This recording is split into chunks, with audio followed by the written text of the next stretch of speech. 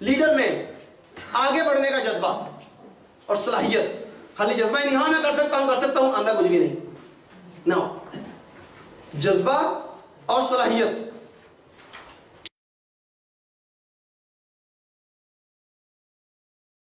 اس سے کوئی فرق نہیں پڑتا کہ آپ شیر ہیں یا ہرن، جب تک دوڑیں گے نہیں زندہ نہیں رہ پائیں گے.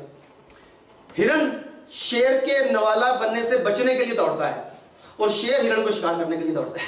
اگر دونوں میں سے ایک بھی نہ دوڑے، شیر نہ دوڑے تو بھوکا مر جائے گا. اگر ہرن جان بچانے کے لیے نہ دوڑے تو اس کے نوالا بن جائے گا. تو آپ جتنے مرضی صلاحیتوں کے مالک ہیں، خواب ہرن کی طرح کمزور ہیں، خواب شیر کی طرح بڑے اور طاقتور ہیں، جب تک آپ دوڑنے کے نہیں، جب تک آپ میدان میں نہیں اتریں گے، اس وقت تک آپ سروائیو نہیں کر سکتے، زندہ نہیں رہ سکتے. چوائس آپ کی ہے. ناکامیاں آتی ہیں، پریشانیاں آتی ہیں، بندہ گر جاتا ہے، ہمت ہار دیتا ہے، یہ سب کے ساتھ ہے. مگر اٹھ جانا اور آگے بڑھنا یہ آپ کی چوائس ہے. سب غلطیاں کرتے ہیں، سب مسٹیکس کرتے ہیں اور ہمت بھی ہار دیتے ہیں. وہ سب کے ساتھ ہوتا ہے. لیڈرز، کوالٹی کے لوگوں کی چوائس کیا ہے کہ ہمیشہ گرنے کے بعد اٹھنا ہے اور آگے کی طرف جانا ہے. تو آپ گرنے کے بعد اٹھنے والے ہیں یا گرنے کے بعد رونے والے ہیں؟ اٹھنے والے ہیں. اٹھیں گے تو پھر یاد رکھیے گا، جیسے ہی اٹھیں گے آپ کو آگے کمپٹیشن کا سامنا کرنا پڑے گا.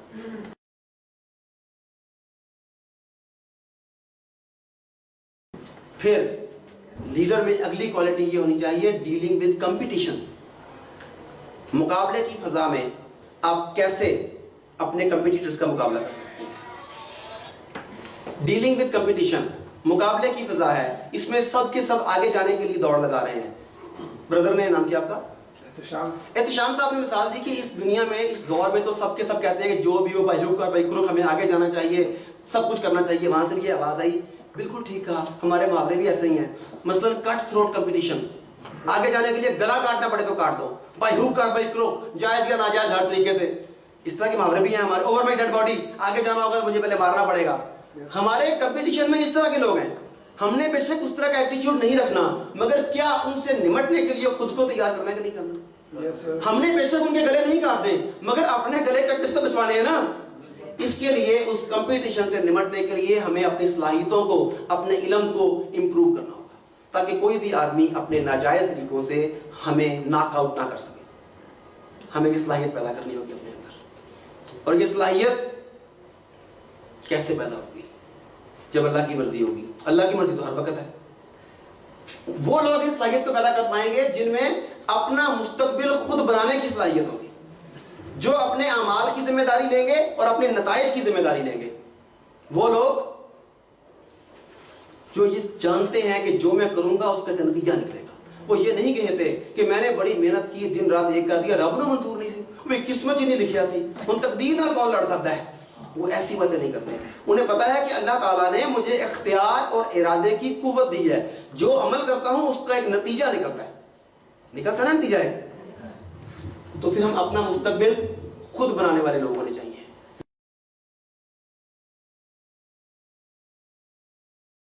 یاد رکھیں، جو بڑے بڑے لوگ ہیں اور جو بڑے بڑے خیالات ہیں، انہیں درمیانے درجے کے لوگوں کی جانب سے شدید مزاحمت کا سامنا کرنا پڑتا ہے. مجھے بتائیے، علامہ اقبال کو کافر کہا گیا کہ نہیں؟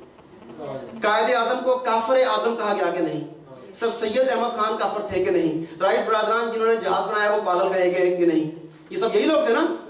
اچھا، تو جو درمیانے درجے کے لوگ ہیں، جب آپ بڑی بڑی باتیں کرتے ہیں تو وہ لوگ اسے ریزسٹ کرتے ہیں، اسے اپوز کرتے ہیں. ان کے نزدیک وہ ناممکن ہوتا ہے. وہ کہتے ہیں پاگل ہے. میرے ڈاکٹر دوست ہیں، ایک بار میرے پاس آئے، کہتے ہیں کہ میرا اپنا ذہنی علاج کریں، میں پاگل ہو گیا ہوں.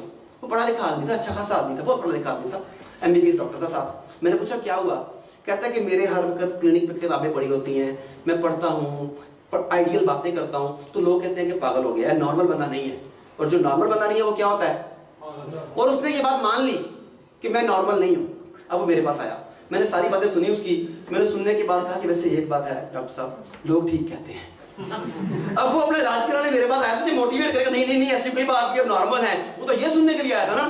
میں نے کہا ڈاکٹر صاحب بات سچی کرنی چاہیے، یہ بات حقیقت ہے کہ آپ نارمل نہیں ہیں. کیا مطلب؟ میں نے کہا آپ سپر نارمل ہیں، آپ عام درجے کے آدمیوں سے بہتر آدمی ہیں، سپر نارمل ہیں.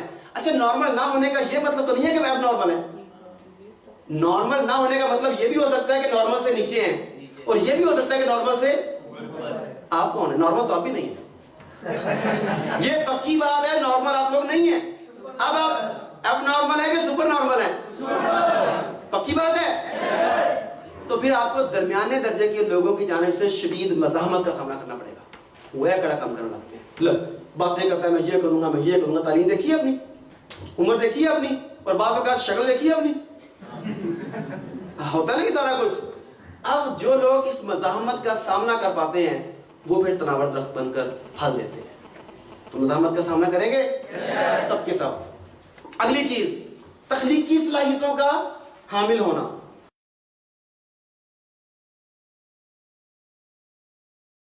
تخلیقی اور انقلابی صلاحیتوں کا حامل ہونا. آپ کے اندر نیا سوچنے کی, نیا کرنے کی, حالات کو بدل ڈالنے کی صلاحیت ہونی چاہیے. جب تک یہ صلاحیت نہیں ہوگی آپ ایک اچھے لیڈر نہیں بن سکیں گے.